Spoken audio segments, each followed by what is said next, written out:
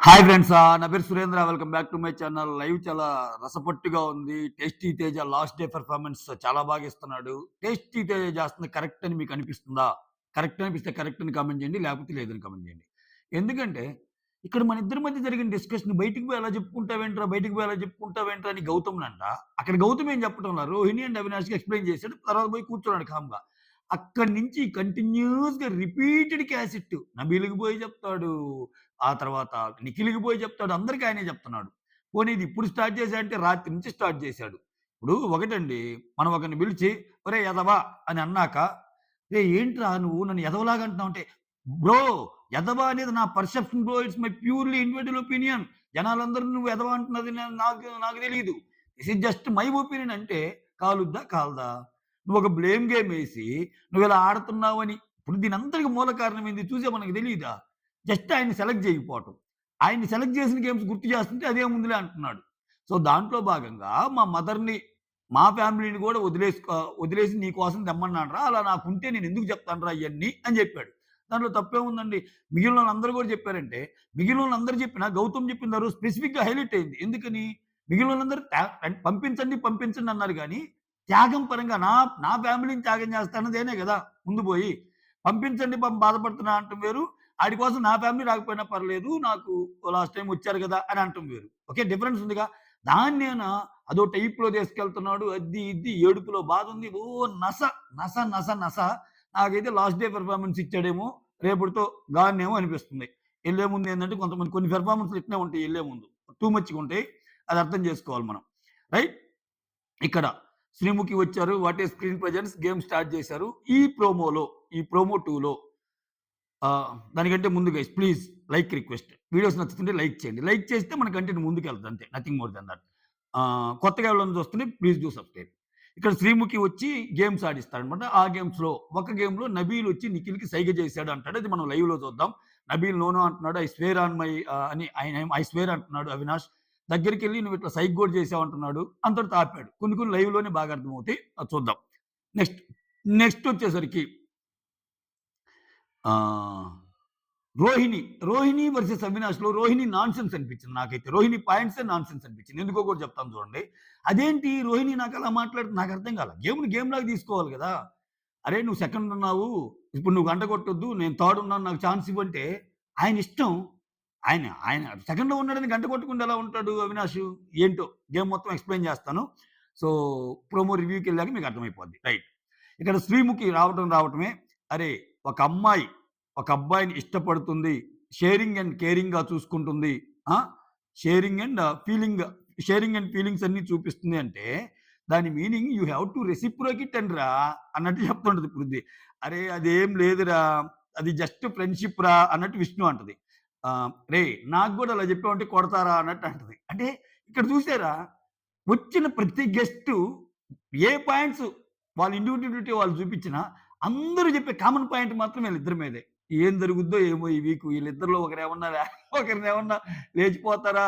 ఒకరినేమన్నా elimination దాంట్లో లేచిపోతారా అనిపిస్తుంది నాకు. లేకపోతే లేచిపోతారంటే ఎలిమినేషన్‌లో అయ్యా మళ్ళా మీరు ఓకేనా?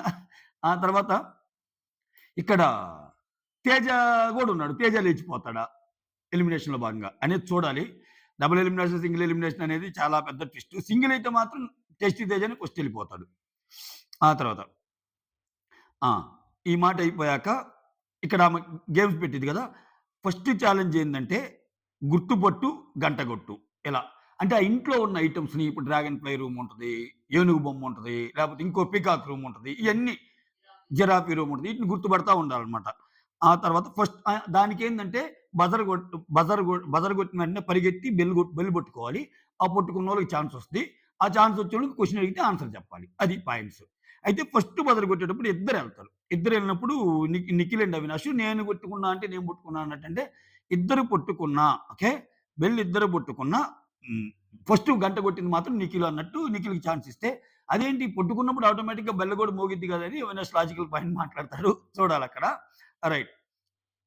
ఇది ఫస్ట్ రౌండ్‌లో జరిగింది. ఆ తర్వాతేంది అవినాష్ నేను టచ్ చేస్తే ఆటోమేటిక్‌గా బెల్ మోగిద్ది గదా! అన్నట్టు అంటాడు. ఆ తర్వాతేన ఆమె అడిగిన క్వెషన్‌కి డ్రాగన్ ఫ్లై అన్నట్టంటే ఇక్కడ అవినాష్ ఏమంటాడంటే సో ఎవ్రీథింగ్ ఈస్ రికార్డెడ్ ఇక్కడ అబద్దాలు ఆడొద్దు. నీకు నబీల్ హెల్ప్ చేసాడు, సైగ చేసాడు అన్నట్టు చెప్తున్నాడు.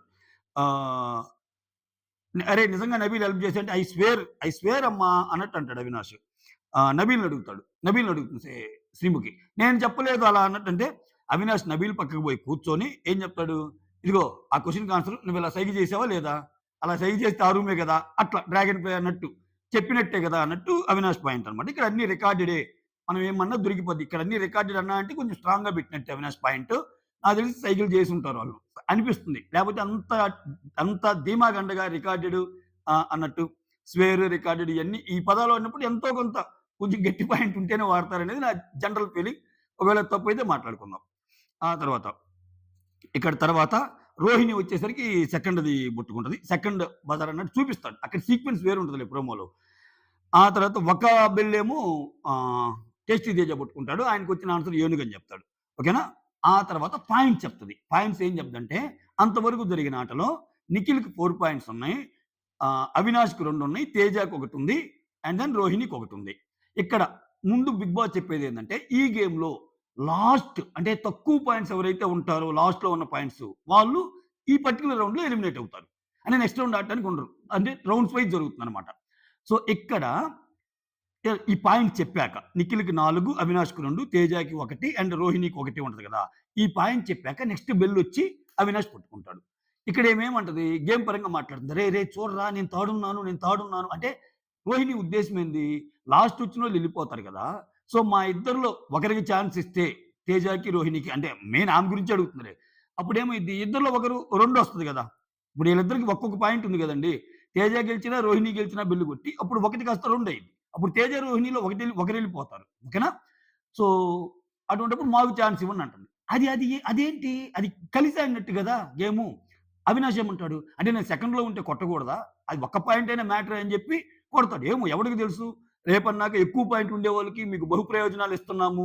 4 గంటలు మోగినోడికి ఇంకో ప్రయోజనం, 3 గంటలు మోగినోడికి ఇంకో ప్రయోజనం అంటే ఆయన ఎట్టయిన చెప్పొచ్చు. నీ బెస్ట్ నువ్వు ఇవ్వటం. ఇక్కడ అవినాష్ తప్పే లేదు. అవినాష్ సూపర్‌గా మాట్లాడాడు అనిపించింది నాకు. ఇక్కడ నాకు రోహిణిదే తప్పనిపించింది. రోహిణి ఏందంటే గేము నాకు హెల్ప్ చెయ్యి. సో, నేను థర్డ్ ప్లేస్‌లో ఉన్నా నాకు ఛాన్స్ ఇవ్వు అని విష్ణు ఆమె కూడా చెబుతుంటది శ్రీముఖికి. అరే! మేము లాస్ట్‌లో ఉన్నాం కదరా! థర్డ్ పొజిషన్ వచ్చినోళ్ళకి ఇవ్వకపోతే మేము పోతాం కదరా! అన్నట్టు అంటుందన్నమాట. ఒకవేళ ఇప్పుడు నీకొచ్చిద్దబ్బా! నీకొస్తే తేజ పోతాడుగా. తేజకొస్తే నువ్వు పోతావుగా. సో, మీ ఇద్దరిలో ఎవరో ఇప్పుడు అవినాష్ పుట్టుకున్నా గాని జరిగేదేంది? ఇద్దరిలో ఒకరెళ్ళిపోతారు. ఒకవేళ ఈక్వల్ ఉంటే మళ్ళా రౌండ్ పెడతారు. అంతేగా. నిఖిల్ అయితే పోడు గదా! సో, ఇక్కడేంది ఇది కైండ్ ఆఫ్ గ్రూప్ గేమేగా. కైండ్ ఆఫ్ గ్రూప్ గేమే. ఇప్పుడు వీళ్ళు కూర్చొని మాట్లాడుకుంటా Nikhil and co group game అన్నప్పుడు ఈళ్ళు చేస్తుంది కూడా అదే గదా! విచ్ ఈస్ అబ్సల్యూట్‌లీ రాంగే గదా! పబ్లిక్‌గా చెప్తున్నట్టు ఆమె. ఆ తర్వాత ఆ! ఇక్కడే ఇంకా అప్పుడు అనౌన్స్ చేస్తది. ఈ 4, 2, 1 ఇంక 2 పిక్స్ మాత్రమే ఉన్నాయి. దాంట్లో ఎవరు గెస్ చేస్తే వాళ్ళు ముందుకెళ్తారు. లాస్ట్‌లో ఉన్నోళ్ళు ఎళ్ళిపోతారు అన్నట్టు చెప్తది. ఆహ్, రోహిణి ఆ! అక్కడే అవినాష్ ఫస్ట్ వస్తాడు. అక్కడ ఆర్గ్యుమెంట్ లాగా. నాకు ఛాన్స్ ఇస్తే బాగుండు కదా! నేను రా అన్నట్టు. ఈమెకేందంటే ఈమెకి పాయింట్ వస్తే ఈమెకి ముందుకెళ్తది అన్న సెన్స్‌లో ఏం మాట్లాడుతుందన్నమాట. ఎందుకెళ్తది అక్కడ అవినాష్‌కేమో. సో, ఓవరాల్‌గా ఇదన్నమాట చాలా ఇంట్రెస్టింగ్ ఉంది. సో, చాలా మంది ప్రోమో అనాలిసిస్ వచ్చిందని మెసేజ్ చేశారు. నేను యాక్చువల్‌గా లైవ్ చూస్తున్నా. అందుకని వచ్చి ప్రోమో అసలు నాకు ఈ ప్రోమోలు వద్దండి. లైవ్ చూస్తా అనేవాళ్ళు చూడొద్దు. ఈ ముక్క నేను ముందే చెప్పాల్సిందే. ఎందుకంటే మళ్ళా ఈతికి అన్ని ప్రోమో అనాలిసిస్ మొత్తం చూసాక అసలు ఎందుకండి లైవ్ వచ్చే వరకు ఆగొచ్చు కదా! అంటారు. ఇది చేస్తున్న ప్రోమో అనాలిసిస్ అని చెప్పి సబ్జెక్ట్‌లోనే ఉన్నప్పుడు హెడ్డింగ్‌లోనే స్కిప్ కొట్టేయండి. ఓకేనా? ఎందుకంటే నేను మీ మంచి కోసమే చెప్తున్నా. కొంతమంది ప్రోమో అనాలిసిస్ నచ్చరనుకో స్కిప్ కొట్టేయండి. నన్ను అడిగే వాళ్ళ కోసం చేస్తుంటా ఇటువంటి వీడియోస్. ఓకే. అందరూ ఉంటారు కదా! That's all. Thank you so much. Signing off. Me Surendra.